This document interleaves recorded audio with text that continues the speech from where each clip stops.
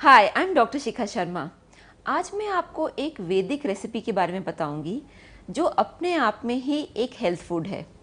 आज मैं खिचड़ी के बारे में आपको कुछ बताऊंगी।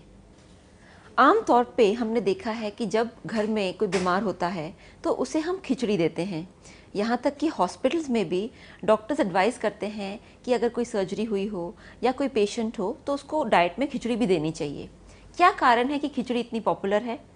एक्चुअली खिचड़ी एक वैदिक रेसिपी है, यानी आयुर्वेद के समय से ये बहुत पॉपुलर है।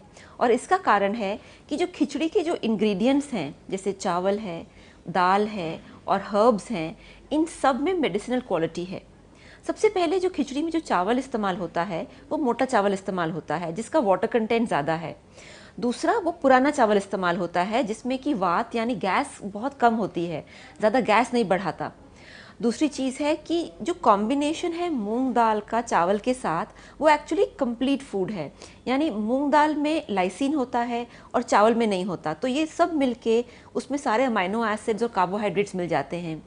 साथ ही खिचड़ी के अंदर ट्रेडिशनली थोड़ा घी डाला जाता है और उसका ये कारण है कि जब कोई बीमार होता है तो उसका वाता यानी उसका एयर डिसऑर्डर हो जाता है।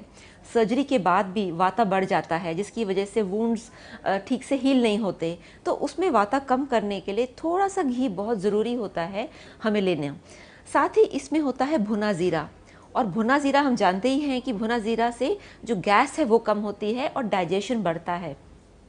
एक चीज़ जो बहुत इम्पॉर्टेंट है कि खिचड़ी को स्लो फ्लेम पे पकाना चाहिए, और इसमें जो नमक आप इस्तेमाल करें वो एक्चुअली काला नमक इस्तेमाल करना चाहिए और सफ़ेद नमक नहीं इस्तेमाल करना चाहिए। दूसरी चीज़ जो बहुत इम्पॉर्टेंट है कि जो खिचड़ी है उसको कई कॉम्बिनेशंस में खाया जाता है, यानी खिचड़ी आप दही के साथ खा सकते हैं या खिचड़ी में थोड़ा सा आप नींबू डाल के खा सकते हैं।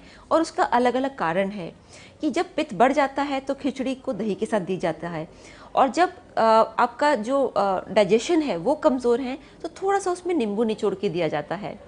तो खिचड़ी एक्चुअली अपने आप में एक बहुत अच्छा हीलिंग फूड है। अगर आप इसको सही तरीके से बनाएं तो आपको भी इसका जो बेनिफिट है, हेल्थ बेनिफिट महसूस होगा। तो खिचड़ी एक्चुअली आजकल फॉरेनर्स में भी बहुत ज़्यादा पॉपुलर होती जा रही है। एंड ऑफ कोर्स जो बच्चे होते हैं छोटे, जैसे 9 महीने 10 महीने के लिए, उनके लिए तो बहुत ही अच्छा फूड है।